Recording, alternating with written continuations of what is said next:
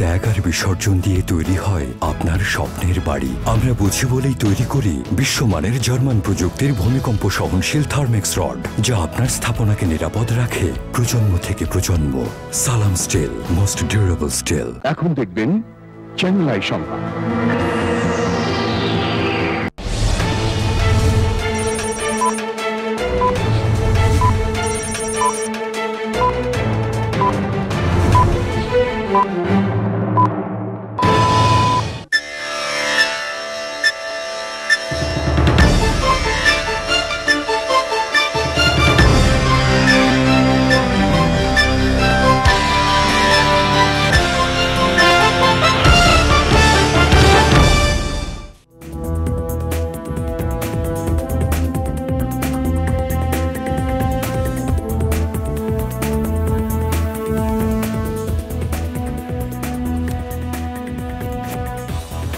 আসসালামু আলাইকুম প্রিয় দর্শক, চ্যানেল আই সংবাদে এখন স্টুডিও থেকে আপনাদের শুভেচ্ছা সহ স্বাগত জানাচ্ছি।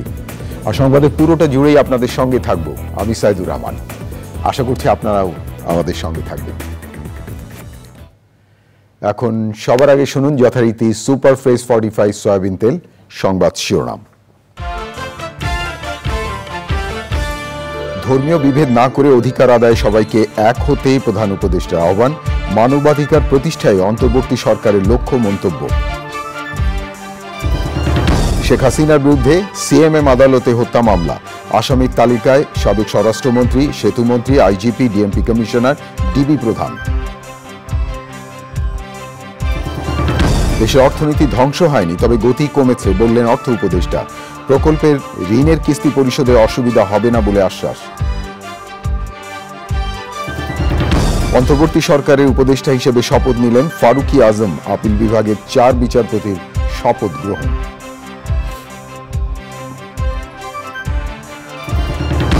দেশে সাম্প্রতিক হত্যাযজ্ঞের সুষ্ঠু তদন্তে জাতিসংঘকে বিএনপির অনুরোধ। অর্জিত বিজয়কে আরও সংহত করতে ফখরুলের তাগিদ। এবং অগ্নিসংযোগ, লুটপাট ও ভাঙচুরের প্রতিবাদে আবাহনীর সাবেক ও বর্তমান খেলোয়াড় কর্মকর্তাদের সমাবেশ। লুণ্ঠিত স্মারক ও ট্রফি ফিরিয়ে দেওয়ার আবেদন।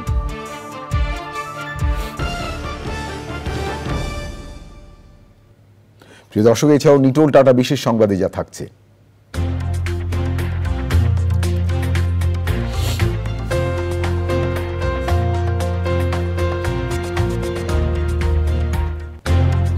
বৈষম্য বিরোধী ছাত্র আন্দোলন ও শিক্ষার্থীদের ত্যাগ স্মরণে সারা দেশের দেয়ালে দেয়ালে আঁকা গ্রাফিতির খবর।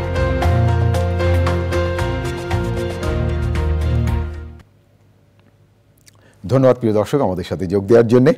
এতক্ষণ সংবাদ শিরোনাম শুনলেন, চলুন যাওয়া যাক পুরো খবরে। আর এখনকার এই সংবাদ আয়োজন একই সঙ্গে চ্যানেল আই ইউটিউব চ্যানেলে এবং channel I OTT platform I স্ক্রিনে লাইভ স্ট্রিম হচ্ছে। অন্তর্বর্তী সরকারের প্রধান উপদেষ্টা ডক্টর মোহাম্মদ ইউনূসের সভাপতিত্বে এই সরকারের প্রথম আনুষ্ঠানিক ক্যাবিনেট বৈঠক হয়েছে। রাষ্ট্রীয় অতিথি ভবন যমুনায় এই বৈঠক হয়। এছাড়াও প্রধান উপদেষ্টা আরও কয়েকটি বৈঠকে অংশ নিয়েছেন। প্রিয় দর্শক, সেখানে আছেন সহকর্মী চকর মালিথা। চকর নিউজ স্টুডিও থেকে আমি সাইদুর রহমান বলছি, নিশ্চয়ই আপনি আমাকে শুনতে পাচ্ছেন।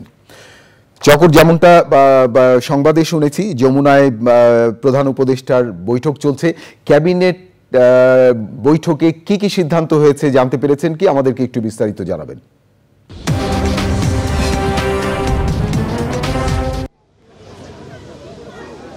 সাইদুর রহমান, ধন্যবাদ আপনাকে।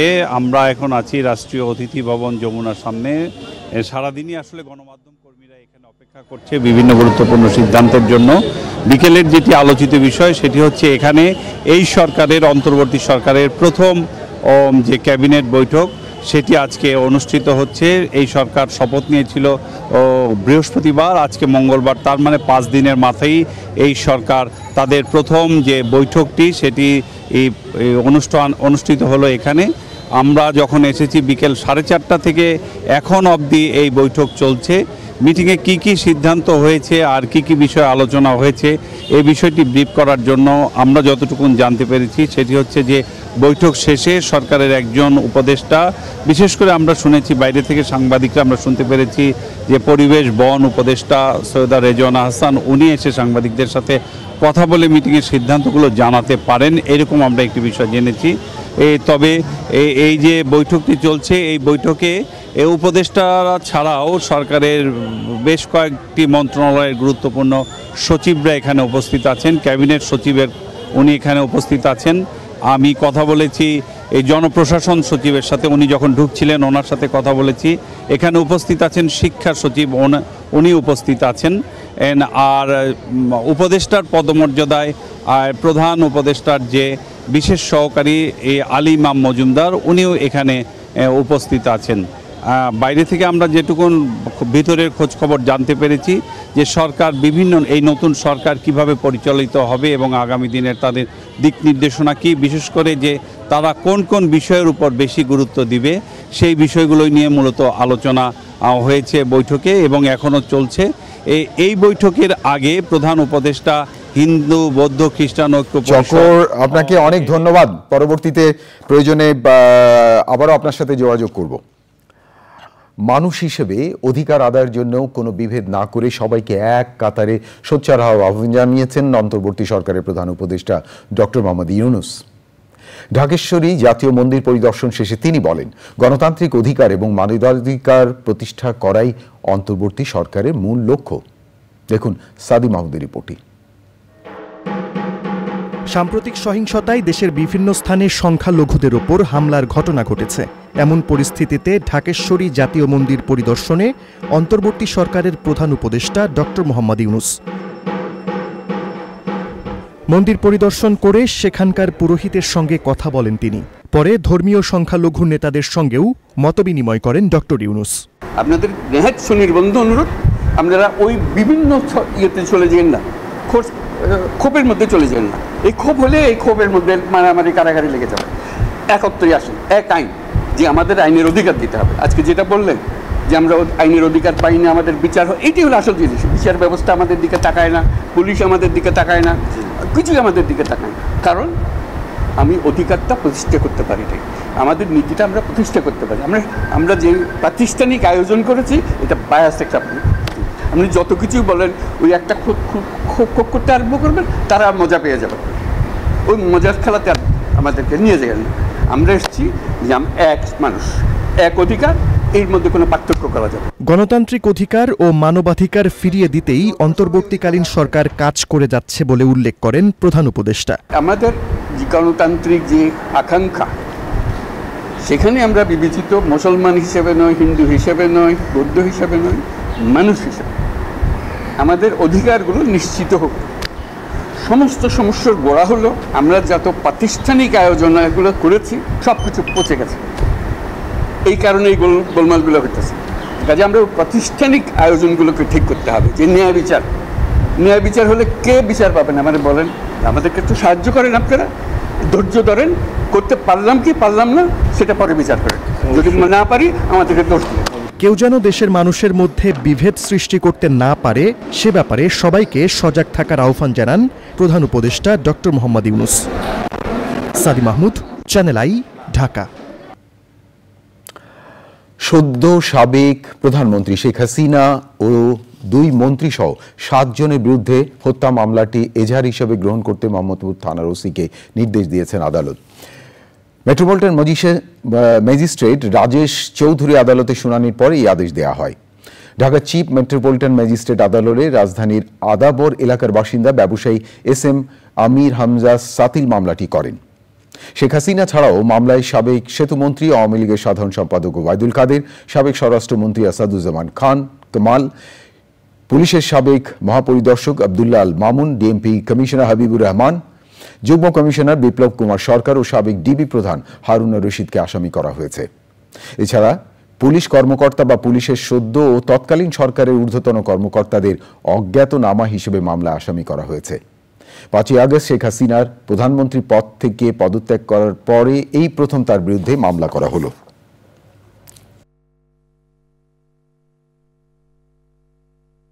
আমরা বিজ্ঞ আদালতে মামলা দাখিল করার পরে বাদীর জবানবন্দি গ্রহণ করেছেন এবং বক্তব্য শ্রবণ করার পরে বিজ্ঞ আদালত বলছে যে আদেশ পরে হবে, পর্যালোচনায় আদেশ হবে। আমরা অপেক্ষায় আছি।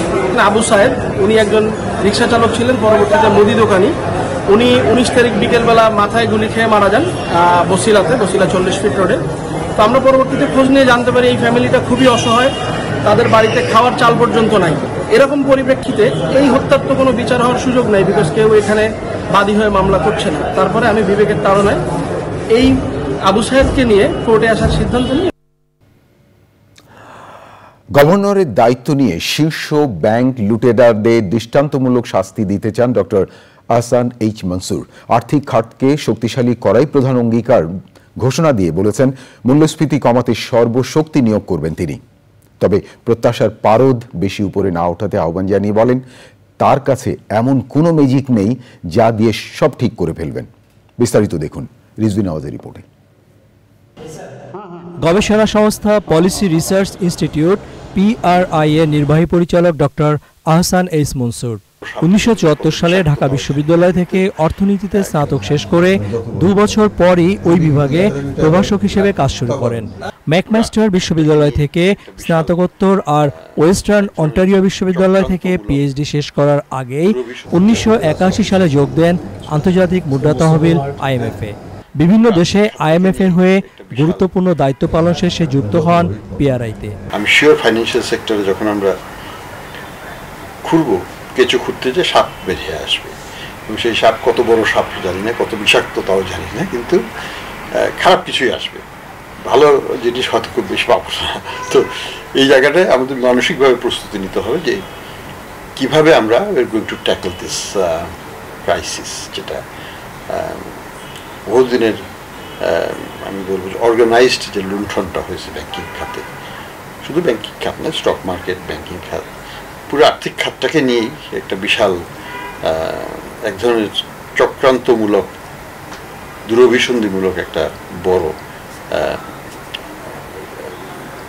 এখান থেকে লুটপাট হয়েছে, যেটা একেবারে কাম্য নয়। খ্যাতিমান এবং স্পষ্টবাদী এই অর্থনীতিবিদকে বাংলাদেশ ব্যাংকের গভর্নর নিযুক্ত করতে আইন সংশোধন করেছে সরকার। এই আস্থার প্রতিদান দিতে চান তিনি। অর্থনীতি এবং বিশেষ করে আর্থিক খাত দুটোই কঠিন সময় পার করছে। খুব সহজে যে আমরা এখান থেকে বের হয়ে আসতে পারবো এটা ভাবাটা উচিত হবে না, কারণ আননেসেসারি এক্সপেকটেশন তৈরি করে তো লাভ নেই। প্রথমে দায়িত্ব হবে যে মূল্যস্ফীতিকে কীভাবে কমিয়ে আনা যায়, সেই চেষ্টাটা করতে হবে। মানুষকে তো কিছু দিতে হবে, কিন্তু সেটা দিতেও কিন্তু কিছু হয়তো ইন্টারেস্ট রেট পলিসিতে আবার কিছু হয়তো কষ্ট হবে, মানুষের একটু সময়ও লাগবে। ব্যাংকিং খাতের নৈরাজ্য কোনো মতেই সহ্য করা হবে না, সাফ জানিয়েছেন ডক্টর আহসান এইচ মনসুর। তবে বঞ্চিতদের কথা শুনতে চান তিনি। Rizvi Nawaz, channel I, Dhaka. অর্থনীতি নিয়ে দুশ্চিন্তার কারণ দেখছেন না অর্থ ও পরিকল্পনা উপদেষ্টা ডক্টর সালাউদ্দিন আহমেদ। তিনি বলেন গতি কিছুটা স্লথ হয়েছে ঠিকই, তবে কয়েকদিনের মধ্যে সব ঠিক হয়ে যাবে। ঋণের কিস্তি পরিশোধে অসুবিধা হবে না বলেও উন্নয়ন সহযোগীদের আশ্বস্ত করেন তিনি। বিশ্ব ব্যাংকের কান্ট্রি ডিরেক্টর বলেন নতুন সরকারের পাশে আছে সংস্থাটি। রিপোর্টে আরও জানাচ্ছেন রিজভি নওয়াজ। অন্তর্বর্তীকালীন সরকারের অর্থ ও পরিকল্পনা উপদেষ্টা হিসেবে পরিকল্পনা মন্ত্রণালয়ের কর্মকর্তাদের সঙ্গে ডক্টর সালেউদ্দিনের প্রথম বৈঠক। অর্থের অপচয় না করে নিয়ম মেনে কাজ চালিয়ে যাওয়ার পরামর্শ দেন তিনি। অর্থের অপচয় বন্ধ করতেই হবে, যে কোনো ওই পাসিং দ্য বাক, আমার সময় ছিলাম না, আমি করি নাই, আরেকজন করে গেছে, এইগুলো কিন্তু আমি এসে করবো না। আপনার দায়িত্ব নেবেন, পূর্বের যদি কেউ করে থাকে তাকে আমরা এসে করবো। অতএব এই যে অনেক সময় টেন্ডেন্সি থাকে না, আমি তো ছিলাম না, মহাপরিচালক বলে যে আমার সময় হয় নাই। আরে বাবা, আপনার সময় আমি মহাপরিচালকের দায়িত্ব নেবেন তো, কারণ আপনি আবার কিছু করবেন, চলে যাবেন, আরেকজন বললে উনি করেছেন। অর্থনৈতিক সম্পর্ক বিভাগ ERD কর্মকর্তাদের সঙ্গে বৈঠকে পাইপলাইনে পড়ে থাকা বিদেশি ঋণ ছাড়ের ব্যাপারে জোর চেষ্টার পরামর্শ দেন অর্থ উপদেষ্টা। কিস্তিতে দিতে হয়, দিয়ে দেব। আর আমাদের বিদেশি ঋণ কিন্তু স্থিতি কিন্তু GDP-র খুব বিরাট অংশ না। আমরা মোটামুটি কিন্তু কমফোর্টেবল, কিন্তু এটাকে আরেকটু বেটার ম্যানেজ আর বেটার রিপেমেন্ট করবো, সেটা মেসেজটা কিন্তু আপনারা দিয়ে দেবেন গভর্নরদেরও। কারণ ওদের অনেক সময় এখন পর্যন্ত শঙ্কা হয়নি, ওরা ভাবছে যে আমরা এতদিন ঝামেলায় অনেক কিছু এরা কী করবে, আমরা উইল ফুলফিল দ্য কমিটমেন্ট। কারণ এটা আমার আপনার তো বাংলাদেশের জনগণের দেশের এই সাথে ইমেজ তো এটা। ইআরডি অফিসে অর্থ উপদেষ্টার সঙ্গে সৌজন্য সাক্ষাৎ করেন বিশ্বব্যাংক গ্রুপের কর্মকর্তারা। Bangladesh over 50 years have been a very reliable partner. I think, I work on development in many countries across many continents. I could say this has never been a concern in Bangladesh. We as the private sector arm of the World Bank Group are ready to invest also in the capital of banks. We actually have several investments in financial institutions in the country. Huge opportunities on the continuing digitization front where Bangladesh has actually done fairly well in the past. পরিকল্পনা commission চত্বরে উপদেষ্টার উপস্থিতিতে ৮ দফা দাবি পূরণে বিক্ষোভ করেছে ERD কর্মকর্তা কর্মচারী কল্যাণ সমিতি।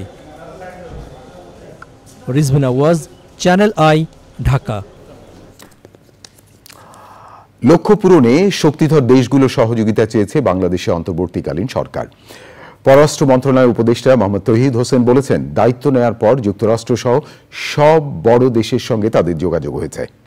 দেশগুলোর কাছে সহযোগিতা চেয়েছে ডক্টর ইউনূসের সরকার। তিনি জানান, পরিবর্তিত পরিস্থিতিতে দায়িত্ব নেওয়া সরকারকে সব দেশই তাদের সহযোগিতার আশ্বাস দিয়েছেন।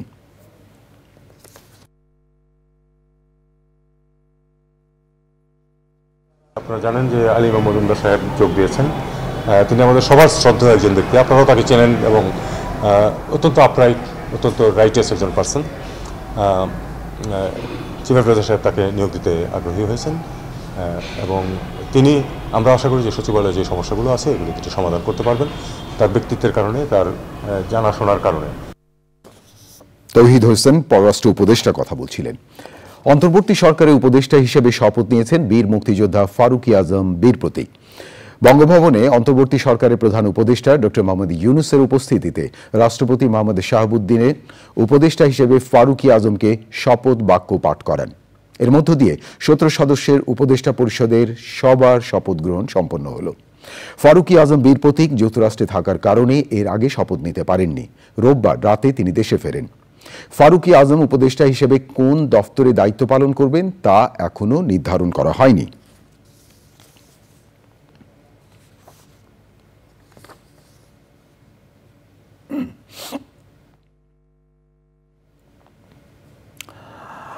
আপিল বিভাগে নবনিযুক্ত 4 বিচারপতিকে শপথ পড়িয়েছেন প্রধান বিচারপতি সৈয়দ রেফাত আহমেদ। তারা হলেন বিচারপতি জুবাইর রহমান চৌধুরী, বিচারপতি সৈয়দ মোহাম্মদ জিয়াউল করিম, বিচারপতি মোহাম্মদ রেজাউল হক ও বিচারপতি SM এমদাদুল হক। গতকাল হাইকোর্টের 4 বিচারপতিকে আপিল বিভাগের বিচারপতি হিসেবে নিয়োগ দেন রাষ্ট্রপতি। শপথ অনুষ্ঠানে আপিল ও হাইকোর্ট বিভাগের বিচারপতিরা উপস্থিত ছিলেন। ছাত্র আন্দোলনের সময় সব হত্যাকাণ্ডের বিচার দাবি এবং বর্তমানে নানা ষড়যন্ত্রের প্রতিবাদে ঢাকা বিশ্ববিদ্যালয় এলাকায় বিক্ষোভ মিছিল এবং সমাবেশ করেছে বৈষম্য বিরোধী ছাত্র আন্দোলন। পরে কেন্দ্রীয় শহীদ মিনারে সমাবেশে কয়েকজন সমন্বয়ক জানান, আন্দোলনের সময় যারা শহীদ এবং আহত হয়েছেন তাদের পূর্ণাঙ্গ ডাটাবেস তৈরি করতে IT টিম গঠন করা হয়েছে।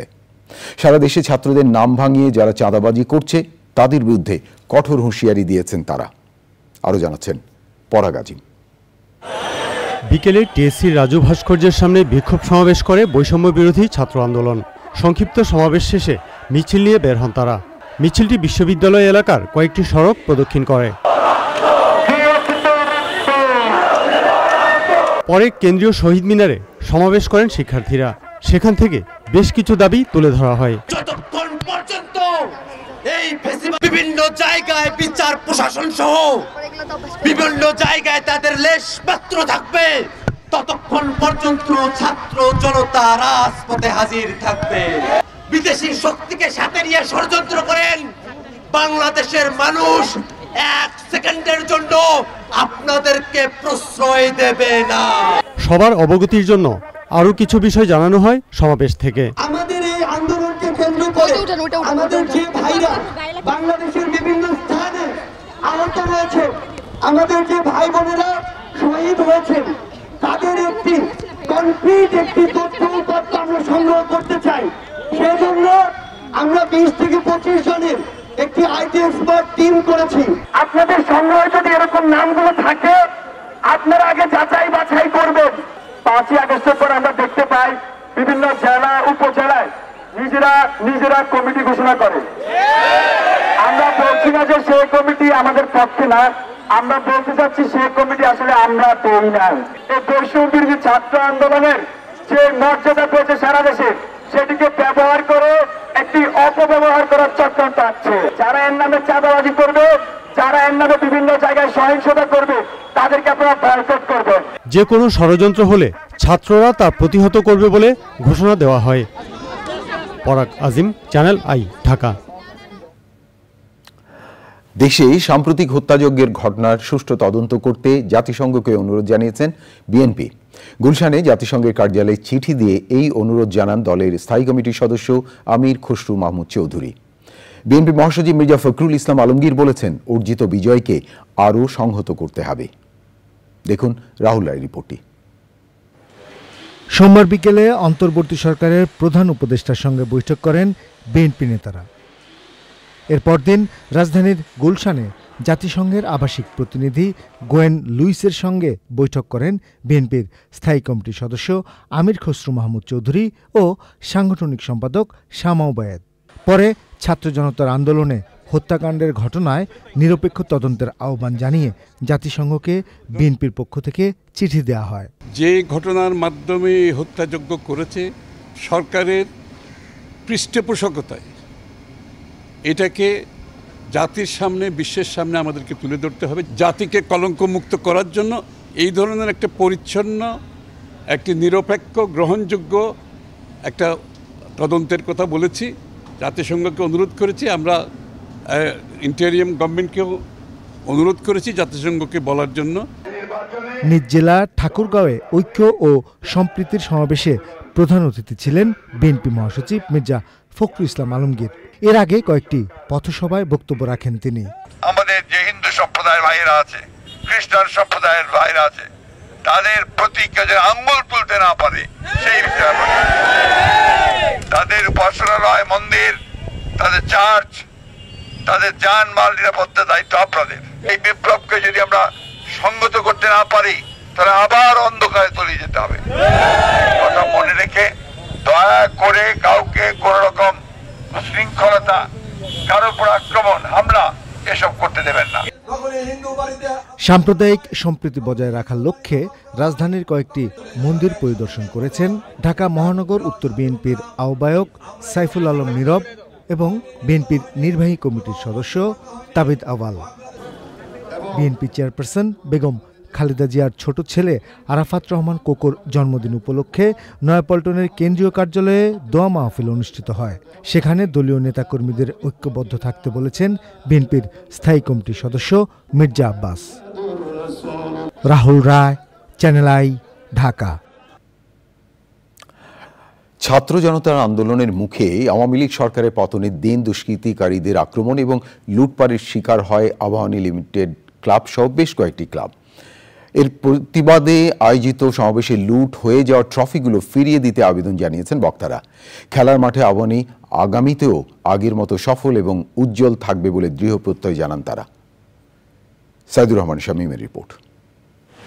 ছাত্র জনতার আন্দোলনে গত 5ই আগস্ট আওয়ামী লীগ সরকারের পদত্যাগের দিন আক্রান্ত হয় বাংলাদেশের স্পোর্টিং জায়ান্ট আবাহনী লিমিটেড। ধানমন্ডিতে ক্লাব প্রাঙ্গণ ভাঙচুর, অগ্নিসংযোগ ও প্রতিষ্ঠাতা বঙ্গবন্ধু পুত্র শেখ কামালের প্রতিকৃতি ধ্বংসের প্রতিবাদে জড়ো হয়েছিলেন আবাহনীর সাবেক ও বর্তমান খেলোয়াড়, কর্মকর্তা ও সমর্থকরা। 53 বছর বয়সে চিরনবীন আবাহনীর প্রতি এই নির্দয় আক্রমণ মানতে পারছেন না ক্লাবের ফুটবল দলের প্রথম অধিনায়ক আব্দুস সাদেক। এই 52 বছরে আমি নিশ্চিতভাবে বলতে পারি যে আবাহনী ক্লাব বাংলাদেশের শ্রেষ্ঠ ক্লাব।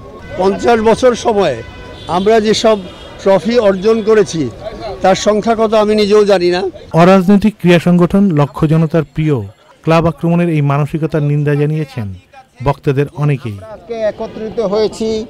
ঘটনার নিন্দা জানানোর পাশাপাশি ভবিষ্যতে ক্লাবের নিরাপত্তা নিশ্চিতে সরকারের প্রতি আবেদন খেলোয়াড়, কর্মকর্তা ও সমর্থকদের। এখন যারা প্রশাসনে আছেন, সরকারে আছেন, যুব ক্রীড়া মন্ত্রীর উপদেষ্টা আছেন, তাদের কাছে অনুরোধ করব, শুধু আবাহনী ক্লাব না, অনেকগুলো ক্লাবই এইভাবে সব কাণ্ডের সম্মুখীন হয়েছেন, সবার নিরাপত্তার একটু ব্যবস্থা করেন। এই ক্লাবটি আমাদের বাংলাদেশের ক্লাব আমাদের সকল ফ্যানদের ক্লাব ভাঙচুর হয়েছে এবং আমাদের সবচেয়ে মহামূল্যবান যে ট্রফিগুলো যেগুলো আমরা আমাদের পারফরমেন্সের মাধ্যমে আমরা জিতেছিলাম সেই ট্রফিগুলো সব লুট হয়ে গেছে।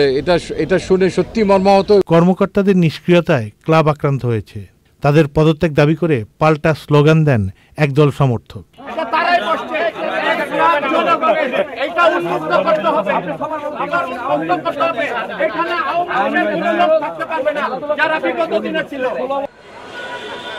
Saidur Rahman Shamim, channel I, Dhaka. আমার হাতে আরো খবর আছে প্রিয় দর্শক, দেখতে থাকুন চ্যানেল আই সংবাদ। এবারে বিরতি, আর বিরতির পর যা দেখতে পাবেন।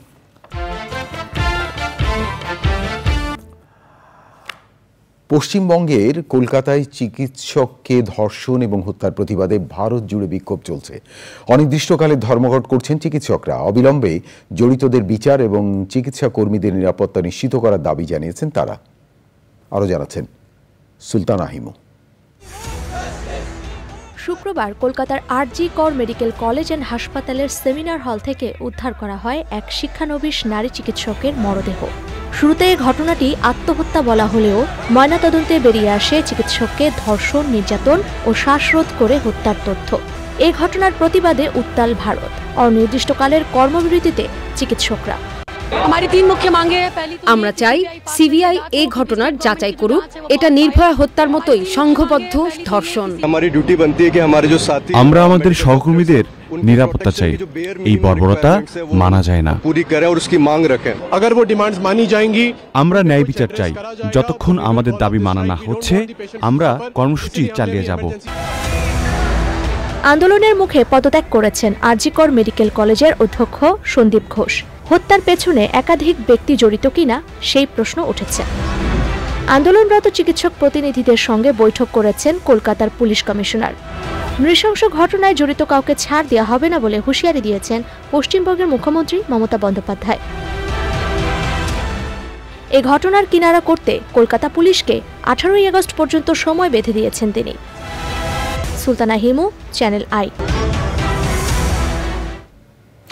প্রিয় দর্শক, এবারে আইস্ক্রিন সাংস্কৃতিক সংবাদ।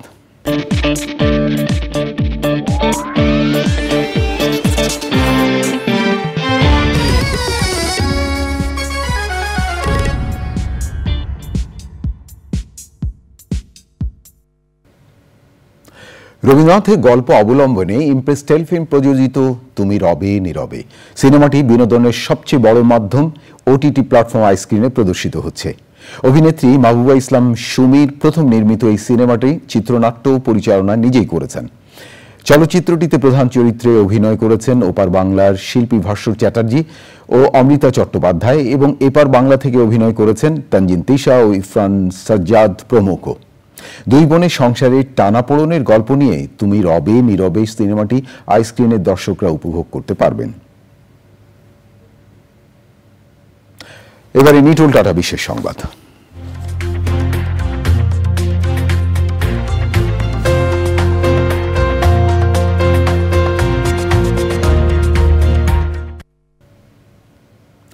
বৈষম্য বিরোধী ছাত্র আন্দোলন ও শিক্ষার্থীদের ত্যাগ স্মরণে সারা দেশে দেয়ালে দেয়ালে আঁকা হচ্ছে গ্রাফিতি। মেহেরপুর ও গাইবান্ধায়ও গ্রাফিতিতে অংশ নিচ্ছেন বিভিন্ন স্কুল কলেজের শিক্ষার্থীরা। প্রিয় দর্শক, প্রতিনিধিদের পাঠানো তথ্য ভিডিও চিত্র নিয়ে সাদিয়া ওমরের রিপোর্টটি দেখুন। মেহেরপুর শহরের বিভিন্ন দেয়াল নানা ধরনের গ্রাফিতিতে ভরে উঠেছে। সরকারি বেসরকারি স্কুল কলেজের দেয়াল সহ শহরের গুরুত্বপূর্ণ স্থানে রং তুলির আঁচড়ে বৈষম্য বিরোধী আন্দোলন ফুটিয়ে তুলেছেন শিক্ষার্থীরা। এমন শিল্পকর্ম নজর কেড়েছে পথচারীদের। আমরা এখানে গ্রাফিতি করছি, যে আন্দোলনটা আমাদের হলো, আমাদের ছাত্র সমাজের যে আন্দোলনটা, সেটারই বলতে পারেন স্মৃতি। আগামী প্রজন্ম যেন আমাদের দ্বারা জানতে পারে যে এইভাবে আমরা কাজ করলে আমাদের পরিবেশটা সুন্দর হবে এবং দেশ আগামী দিকে এগিয়ে যাবে। আমি এখানে ফুটিয়ে তুলছি যে হচ্ছে আমাদের মতো সাধারণ একটা হচ্ছে শিক্ষার্থী বাংলাদেশের নতুন একটা পতাকা সে এখানে বহন করে আছে। মেরামত করছি এবং সংস্কার করছি, এখন আমাদের কাজ চলতেছে। আশা করি আমাদের এগুলা সম্পূর্ণ কাজ করে আমরা ফিরবো ইনশাল্লাহ। আমরা কি করেছি, আমাদের কলম খাতা আর বই নিয়ে অস্ত্র করেছি, আমাদের যে সুশিক্ষা সেটাকে দেখিয়েছি। গ্রাফিতির মাধ্যমে পরবর্তী প্রজন্মের কাছে শিক্ষার্থীদের অবদান তুলে ধরার জন্যই এ উদ্যোগ বলছেন সমন্বয়করা। ছবি গ্রাফিকটা তার মাথায় খুব আকর্ষণ হয়, সেই লক্ষ্যে আমরা এই কাজটা করেছি, যেন যে নেক্সট প্রজন্ম সেটা বুঝবে যে ছবি সালে কি হয়েছিল। গাইবান্ধার গোবিন্দগঞ্জের দেয়ালেও চলছে আঁকাআঁকির কাজ।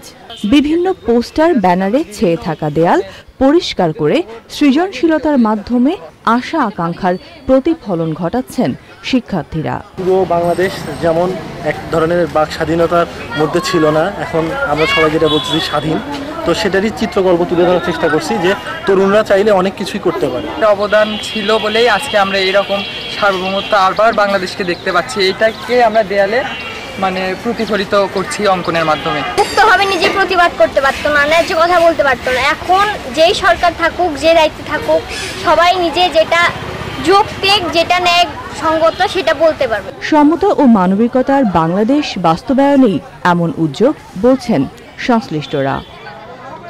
Sadia Omar, channel I. প্রিয় দর্শক, এবারে কৃষি সংবাদ।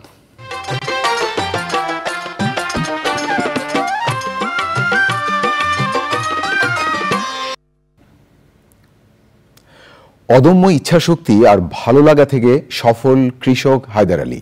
নিজের স্বপ্ন বাস্তব রূপ দিতে তিনি 18 বছর গবেষণা করেন পেঁপের চারা নিয়ে।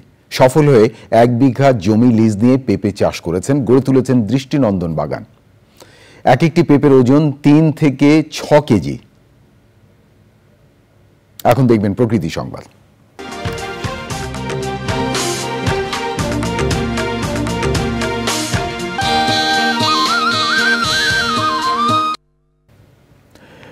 পরিবেশ ও প্রকৃতি সংরক্ষণে নোয়াখালীতে পরিচ্ছন্নতা অভিযান করেছে শিক্ষার্থীরা। শহরের বিভিন্ন সড়ক, ফুটপাত ও বিদ্যালয় প্রাঙ্গণ পরিষ্কার পরিচ্ছন্ন করা হয়। শিক্ষার্থীদের দায়িত্বশীল কর্মকাণ্ডের প্রশংসা করে পাশে থাকার কথা জানিয়েছেন সর্বস্তরের মানুষ। প্রিয় দর্শক, এখন দেখবেন পূবালী ব্যাংক বাণিজ্য সংবাদ।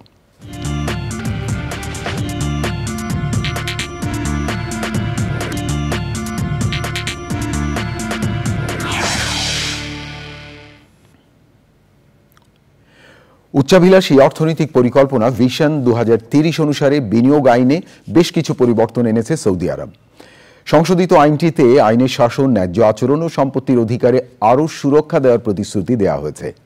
ব্যবসায়িক কার্যকলাপের প্রাথমিক ধাপ হিসেবে লাইসেন্স প্রাপ্তির জটিল নিবন্ধন প্রক্রিয়াকে সহজ করা হয়েছে। একই সঙ্গে সরকারি লেনদেন ও বিনিয়োগ পদ্ধতিতে গতি আনতে নতুন পরিষেবা কেন্দ্র চালু হবে। এছাড়াও বেসরকারি লেনদেন আইন, বেসরকারি খাতে অংশগ্রহণ বিষয়ক আইন, কোম্পানি আইন ও দেউলিয়া আইনে সংস্কার আনা হয়েছে। বিদেশি বিনিয়োগকারীদের আকৃষ্ট করতে একাধিক কাঠামোগত সংস্কার সহ বিনিয়োগ পরিবেশ সহজ করছে দেশটি। প্রিয় দর্শক, থাকুন চ্যানেলের সঙ্গে। ফিরছে একটু পরে আরও খবর নিয়ে। আবারও বিরতি, আর বিরতির পর যা দেখতে পাবেন, মিরপুরে সাবেক ক্রীড়াবিদ, সংগঠক ও ক্রিকেট ভক্তদের সমাবেশ ও মানববন্ধন। দুর্নীতির অভিযোগে বিসিবির সভাপতি ও পরিচালকদের পদত্যাগ দাবি।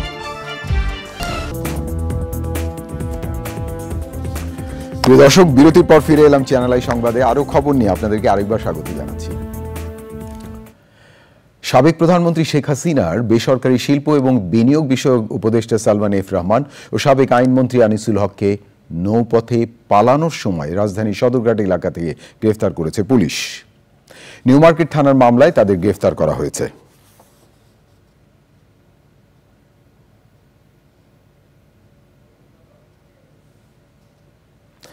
এবারে খেলার খবর।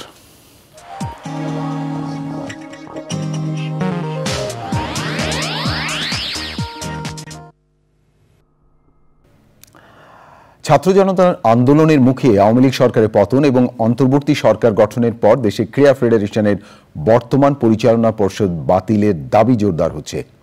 তারই অংশ হিসেবে বাংলাদেশ ক্রিকেট বোর্ডের পরিচালনা পর্ষদ বাতিলের দাবিতে বিক্ষোভ হয়েছে মিরপুরে হোম অব ক্রিকেটের সামনে।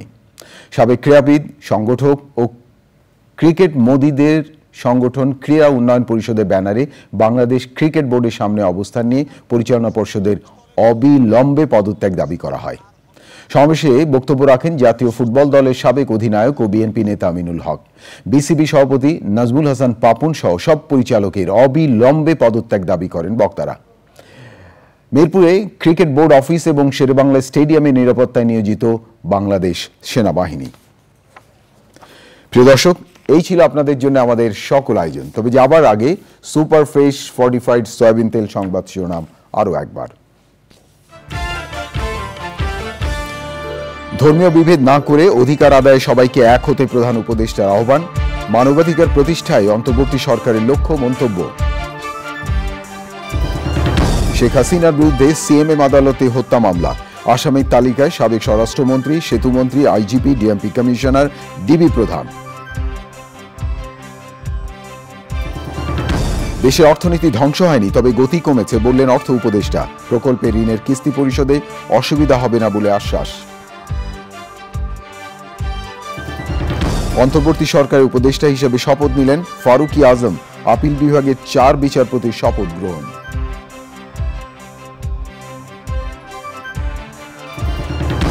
দেশে সাম্প্রতিক হত্যাযজ্ঞের সুষ্ঠু তদন্তে জাতিসংঘকে বিএনপির অনুরোধ। অর্জিত বিজয়কে আরও সংহত করতে ফখরুলের তাগিদ।